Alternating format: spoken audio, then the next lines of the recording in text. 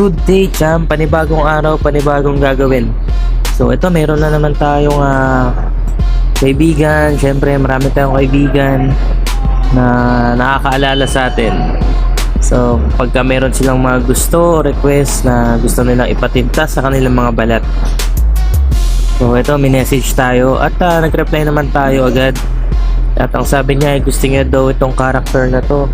Itong character na to ay nakalimutan ko lang, isa yata itong cartoon na pinapanood ng mga bata at matatanda. Hindi ko alam kung anong, nakalimutan ko anong pangalan nitong cartoon sa to. Ito yung pusa, tapos marami siyang kulay. So siguro yung iban alam to kung familiar sa ganitong klaseng palabas.